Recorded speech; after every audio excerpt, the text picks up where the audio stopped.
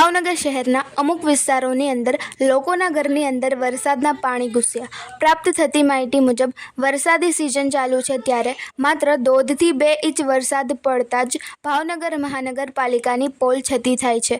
મહાનગરપાલિકાની પ્રી-મોન્સૂનના દાવા કરીને લાખો રૂપિયા પાણીમાં નાખે છે, પરંતુ તેમ છતાં શેરીઓમાં અને જાહેર રસ્તાઓ પર વરસાદના પાણીઓનો નિકાલ થતો નથી અને જાહેર રોડ પર પાણીઓ ભરાય છે અને રોડના કોઈ લેવલ હોતા નથી, જેને લઈને ભાવનગરની અંદર આવેલ ચિત્ર વિસ્તારમાં બેંક કોલોનીના લોકોને પાણીમાંથી પસાર થવા માટે મજબૂર બન્યા હતા।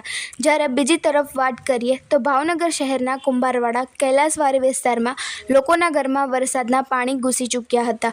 મોડી રાત્રેથી વરસાદ વરસ્યો છે, ત્યારબાદ કૈલાસવાડી વિસ્તારમાં 6 કલાકથી વરસાદના પાણીઓ ઓસર્યા ન હતા। હવે જોવું રહ્યું કે પ્રી-મોન્સૂન કાર્યવાહી કેવી થઈ રહી છે તે લોકોની સમક્ષ છે અને લોકોમાં ચર્ચાનો વિષય બન્યો છે। સંધિ જાગૃતિ ન્યૂઝ તંત્રી જાહિદ નદ્રા દ્વારા।